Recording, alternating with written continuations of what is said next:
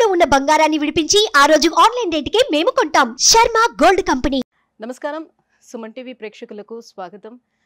ప్రస్తుతం మనతో పాటు ఉన్నారు శ్రీచక్ర పీఠ వ్యవస్థాపకులు, అలాగే ప్రముఖ జ్యోతిష్య పండితులు, మనందరికీ సుపరిచితులైనటువంటి డాక్టర్ ప్రదీప్ జోషి గారు మనతో పాటు ఉన్నారు.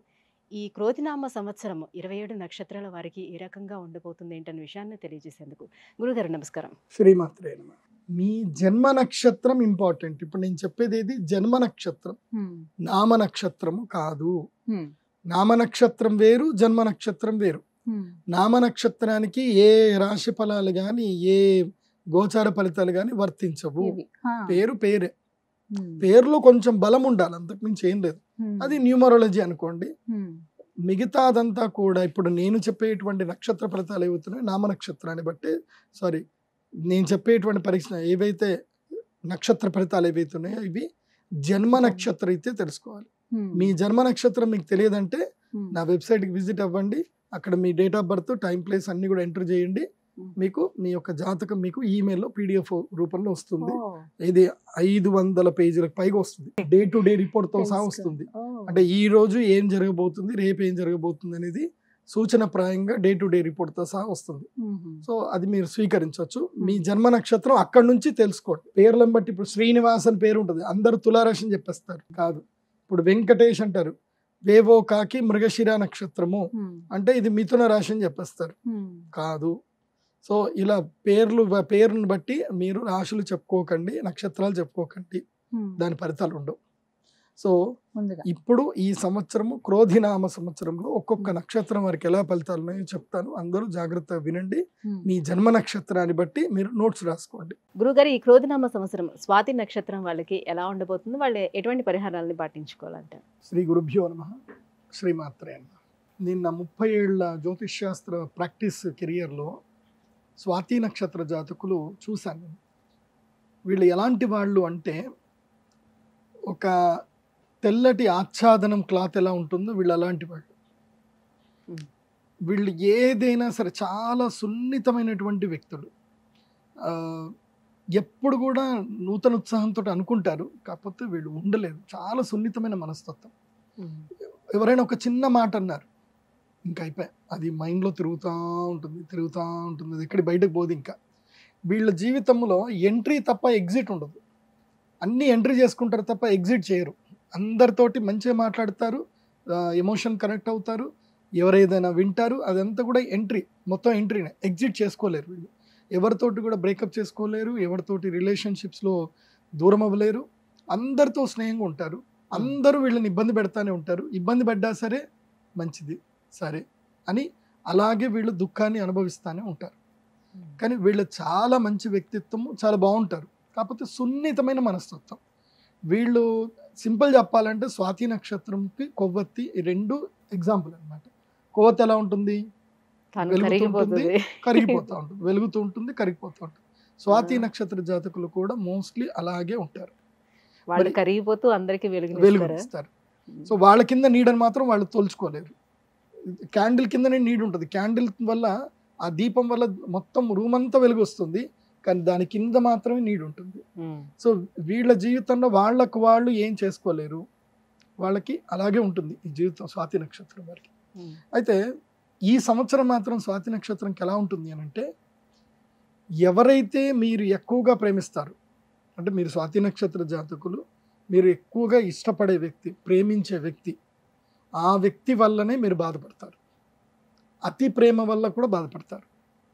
అతి ప్రేమ కూడా చాలా ఇబ్బంది పడుతుంది. ప్రేమ అనేటువంటిది ఏంది అని అంటే, నా దృష్టిలో ప్రేమ అంటే ఏంటంటే, నిన్నులాగా ఉంచేదే ప్రేమ. నువ్వు ఎలా అనుకుంటున్నావో అలాగే ఉండు, నీకు నచ్చింది చేయు, నీకు ఏ పని చేస్తే నీకు సంతోషం కలుగుతుందో ఆ స్పేస్ నేను ఇవ్వగలిగితే అది నాకు ప్రేమ. అది ఇవ్వలేకపోతే అది ప్రేమ కాదు. అది ఒక రకమైనటువంటి సాడిస్ట్నెస్ అంటారు. సో ఆ సాడిస్ట్నెస్ ఈ సంవత్సరము 100% స్వాతి నక్షత్రం వాళ్ళకు ఉంటుంది. మీరు ఫోన్లు మాట్లాడినా, మీరు ఎవరికైనా మెసేజ్ చేసుకుంటున్నా, రాత్రి 12 గంటలకు లేచి నువ్వు ఫోన్ తీసి ఎవరితో చాటింగ్ చేస్తున్నావు అనే దానితోటి స్టార్టింగ్ అవుతుంది. ఇంకా ఇది ఈ సంవత్సరం అంతా కూడా స్టార్ట్ అవుతుంది. ముఖ్యంగా అనుమాన పిశాచి స్వాతి నక్షత్రం వారిని వేధిస్తుంది ఈ సంవత్సరం. చాలా దుఃఖం అనేది బాగా వేధిస్తుంది. తర్వాత ఇంకోటి ఏంటంటే కనుక అనుమానాలు ఎక్కువగా ఉంటాయి, అపమానాలు ఎక్కువగా ఉంటాయి, అభాసు పాలవుతారు. మీరు ఎవరికి మేలు చేసినా వాళ్ళు మీకు తిరిగి చెయ్యరు. ఈ సంవత్సరం స్వాతి నక్షత్రం వారికి ఎలా ఉంటుంది అంటే సంపదలు బాగా కుదురుతాయి, డబ్బులు సంపాదిస్తారు, కానీ మానసిక అశాంతి మాత్రం మిమ్మల్ని వేధిస్తుంది. అది కాకుండా ఇంకా ఎలా చెప్పాలి అని అంటే వెక్కి వెక్కి ఏడుస్తారు. ఇంకా అది ఎక్కడ ఏడుస్తారు కూడా తెలుసా? బాత్రూంలో ఏడుస్తారు. అంటే కొంత అబ్బాయిలు ఉంటారు కదా, వీళ్ళు బయట చెప్పుకోలేరు కాబట్టి బాత్రూంలో కూర్చొని ఏడుస్తారు. కాబట్టి బాత్రూంలో మంచిగా ఫ్రాగ్రెన్స్ పెట్టుకోండి, ఏడుపు వస్తుంది తప్ప. అక్కడనే ఏడుస్తారు అబ్బాయిలందరూ. అమ్మాయిలు అక్కడ ఏడువారు. అమ్మాయిలు వంటింట్లో ఏడుస్తారు, లేదంటే ఇంట్లో ఎవరు లేనప్పుడు హాల్లో ఏడుస్తారు. కానీ అబ్బాయిలు మాత్రం బాత్రూంలో పోయి ఏడుస్తారు. అది నాకు బాగా తెలుసు, ఎందుకోసం మన దగ్గరికి వచ్చి చెప్పుకుంటారు కాబట్టి. ఎందుకోసం అంటే హాల్లో ఏడుస్తేనేమో అమ్మ నాన్నకు తెలిసిపోతుంది, బెడ్రూమ్లో ఏడుస్తేనేమో పెళ్ళ అడుగుతుంది, నా వల్ల నేను ఏడుస్తున్నావు అని అంటుంది. సో ఎక్కడ ఏడ్చినా దొరికిపోతావు. బయట ఏడుస్తే ఫ్రెండ్స్ అందరు కూడా ఎందుకు ఏడుస్తున్నారు అంటారు. సో అబ్బాయిలకు దొరికే ప్రైవసీ అది ఒక్కటే కాబట్టి అక్కడనే ఏడుస్తారు. సో ఈ సంవత్సరం వెక్కి వెక్కి ఏడవడం జరుగుతుంది. 45 ఏళ్ల పైన ఉన్నటువంటి వాళ్ళకి ఏంటంటే ఈ సంవత్సరము సర్జరీస్ ఉంటాయి, హెల్త్ కాంప్లికేషన్స్ వస్తాయి, యాక్సిడెంట్స్ అవుతాయి, సర్జరీస్ ఉంటాయి. ముఖ్యంగా యువతి యువకులు, యంగ్స్టర్స్ ఎవరైతే ఉంటారో స్వాతి నక్షత్రంలో పుట్టి ఇప్పుడిప్పుడే ప్రపంచం యొక్క పోకళ్ళు తెలుసుకునే పిల్లలు ఉంటారు. అంటే ఇంజనీరింగ్ స్టార్ట్ అయ్యో ఉన్నటువంటి స్వాతి నక్షత్రం పిల్లలు ఈ సంవత్సరం ఏంటంటే మీ పుస్తకం ఏదైనా ఉందనుకోండి, ఆ పుస్తకం ఇలా పెట్టుకోండి. మీ జీవితం ఈ సంవత్సరం మొత్తం ఇలాగే పుస్తకం పెట్టుకోండి. పుస్తకం తప్ప ఈ సంవత్సరం ఎవరితోటి ఫ్రెండ్షిప్ చేయకండి. నేను మెయిన్గా స్టూడెంట్స్ చెప్తుంది, you do friendship with your book, not with your social media, not with your mobile.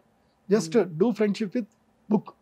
And ఏదైనా చెప్పాలి అనుకుంటే గొంతుతో కాదు, పెన్నుతో చెప్పండి, పుస్తకానికి చెప్పండి, మనుషులకు చెప్పకండి. ఇది బెస్ట్ సొల్యూషన్ నేను చెప్పేది.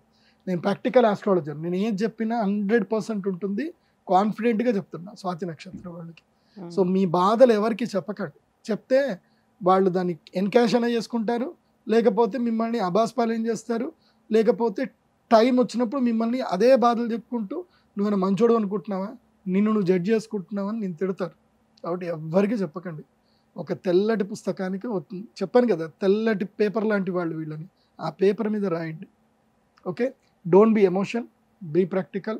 యోగా చేయండి, ఎక్సర్సైజ్ చేయండి, ఎక్కువగా ఇంట్లో తక్కువ ఉండండి. ఎవరైతే సంసారం చేస్తున్నటువంటి వాళ్ళు ఇంట్లో తక్కువ ఉండండి, బయటికి వెళ్ళిపోండి ఎక్కువ.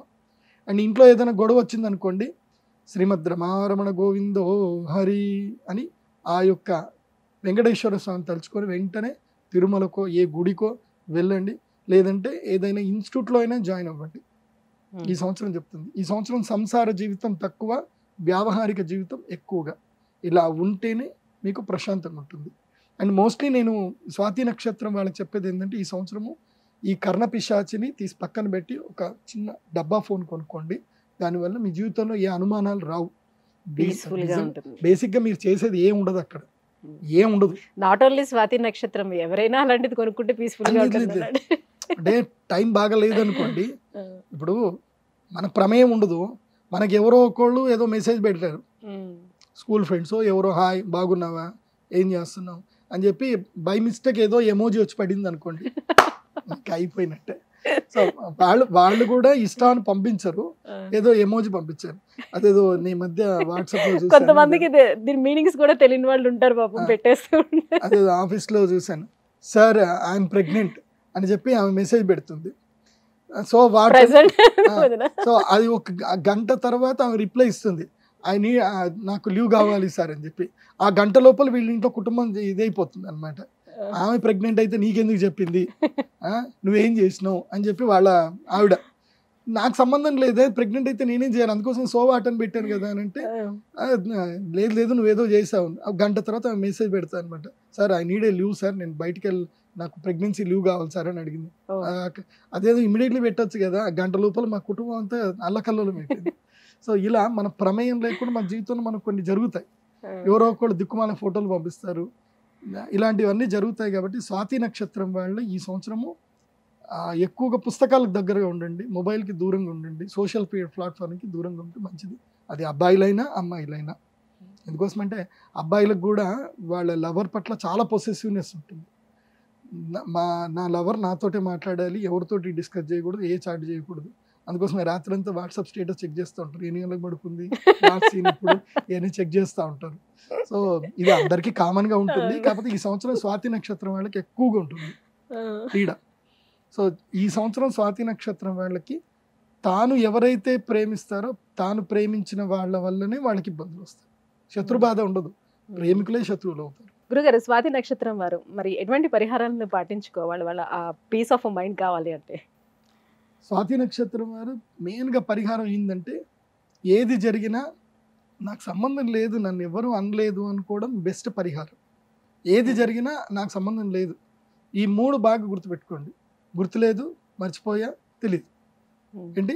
గుర్తులేదు, మర్చిపోయా, తెలియదు. ఈ 3 మీకు ఈ సంవత్సరం శ్రీరామ రక్ష. ఇక దైవ ధ్యాన విషయంలో చెప్పాలి అని అంటే, విశేషంగా ఈ సంవత్సరం మీరు వైద్యనాథేశ్వరుడు అని జ్యోతిర్లింగం ఉంటుంది. వైద్యనాథేశ్వర జ్యోతిర్లింగానికి వెళ్ళండి. ఎందుకోసమంటే ఈ సంవత్సరం మీకు సర్జరీస్ ఉన్నాయి కాబట్టి తప్పకుండా వైద్యనాథ జ్యోతిర్లింగ దర్శనం చేసుకోండి.